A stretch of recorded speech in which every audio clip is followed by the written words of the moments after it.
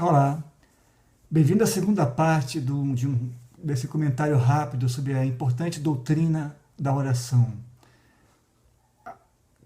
Eu queria começar esse vídeo falando sobre o que a oração faz por mim. O que a oração faz por mim? Ela faz muitas coisas legais. Eu vou citar só algumas nesse momento aqui. Primeiro, ela me faz perceber que eu estou conectado à divindade. Eu estou conectado à divindade. Toda pessoa que nasceu em Cristo já está conectado a Cristo. Mas quando nós oramos, nós notamos isso, nós percebemos isso.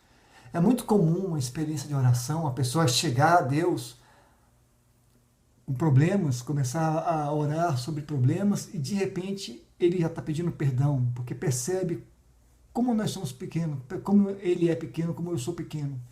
Nós percebemos isso, nós percebemos que estamos conectados a Deus. A oração faz esse estalo, assim, esse insight, nesse tchan. Segundo, ela revela quem eu de fato sou. Quando eu vou orar, a Bíblia fala que a boca vai falar o que tem dentro do meu coração. Se eu sou uma pessoa gananciosa, eu só vou ficar pedindo a Deus, sabe? Me dá isso, me dá aquilo outro, me dá aquilo outro. Se eu sou uma pessoa cheia de, sei lá, luxúria no coração, eu não consigo orar, porque eu fico o tempo todo pensando em maldade. A oração revela quem eu sou. E é muito comum a gente começar a orar, notarmos que estamos pensando em coisas diferentes, e aí a gente já começa a pedir perdão a Deus. Então ela revela onde está a minha fraqueza, a oração revela quem de fato eu sou. A oração abre um portal dimensional e me conecta à eternidade. É uma coisa mágica. Eu não gosto dessa expressão mágica, mas é uma coisa, digamos, uma coisa linda, né? A oração, eu e vocês, nós humanos, somos seres híbridos. Somos uma mistura de carnalidade com divindade, né? Nós temos um fragmento de Deus, nós temos nosso espírito que veio de Deus e temos a nossa carne que é da terra. Nós vivemos no mundo temporal, na carne, mas quando nós oramos, nós nos conectamos à eternidade. A oração, ela abre um portal dimensional. Quando você fecha os seus olhos e fala, Pai, nesse momento abre-se um portal, o universo todo se dobra e lá na eternidade Deus te ouve. Também ouve você porque Ele está no seu coração, né? Mas a oração conecta a gente à eternidade, é uma coisa linda. A oração muda a mim, ela não muda a Deus. Não adianta eu orar tentando convencer a Deus a fazer as coisas. Vou dar um exemplo.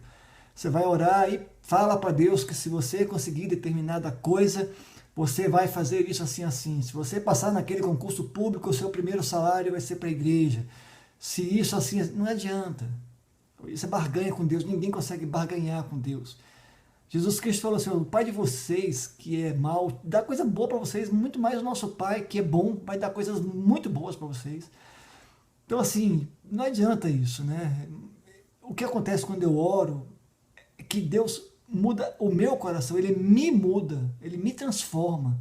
A oração transforma a mim. Quando muitas vezes você vai orar pedindo a Deus orientação sobre uma determinada coisa e Deus coloca no seu coração algo que já está nele e você vai orar perguntando a Deus se aquilo que está no seu coração é de Deus, quando foi Ele mesmo que colocou. Isso é lindo, é muito bacana.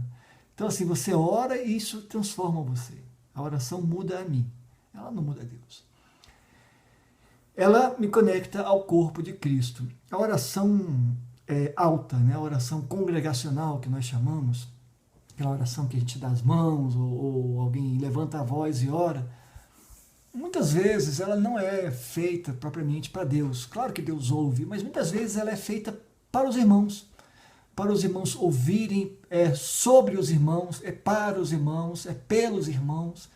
Né? Na oração congregacional, eu percebo que estou conectado ao corpo místico de Cristo, à igreja. Né? Você vai orar, você ora uns pelos outros. Nós, aqui no Brasil, oramos pela igreja perseguida nos países muçulmanos, nos países comunistas. em países onde a igreja é perseguida, nós nos conectamos àqueles irmãos, nós sentimos a dor deles, porque estamos inseridos no corpo, e a oração, ela me faz perceber isso também. Antes de orar, vamos falar sobre isso, antes de orar, primeira coisa, confessar os pecados, é importante isso. Você vai orar, abre o coração de Deus e peça perdão, é um momento de purificação, de purgar, de limpeza da alma. Né? A oração é a respiração da alma. Então, quando você ora logo pedindo perdão pelos seus pecados e sem rodeios. Não precisa. Deus viu, Deus sabe. Ele apenas deseja que você fale. Né? Ele deseja que você fale, ele deseja que você peça perdão a ele e a um outro irmão, como nós comentamos no vídeo anterior. O momento da oração depende. Tem um momento que você vai orar instantaneamente, no carro e tal. Mas assim, se você pode tirar um momento de oração, então que seja um momento de tranquilidade, um momento calmo, né? Calmo, porque a gente acaba tendo que atender telefone, comunica para as pessoas, olha, eu vou orar agora, vou tirar um período maior de oração, então se alguém me ligar, não me chama e tal, você escolhe um momento tranquilo, mas não apenas nesse momento tranquilo, é um momento de desespero também, momento de orar, um momento onde você está precisando urgentemente de uma resposta de Deus, é o momento de orar. Na verdade, o momento de orar é o tempo todo, né? Orar, por isso que a Bíblia fala, orai sem cessar. O lugar para orar vai depender, né? Se você tem a possibilidade de orar, fazer a oração contemplativa, maravilhoso. Se não, um canto silencioso, né? John Wesley, ele na casa dele tinha um cantinho, assim, um cantinho pequeno, um canto mesmo, uma quina de 2 paredes. Ele orava ali. Quando ele estava ajoelhado ali, as pessoas da casa dele, os filhos, a esposa, amigos, já sabiam que ele estava orando. Então era um cantinho de oração dele. Se você pode fazer isso, também é legal, tá bom? A postura, bom, não há uma postura certa para orar.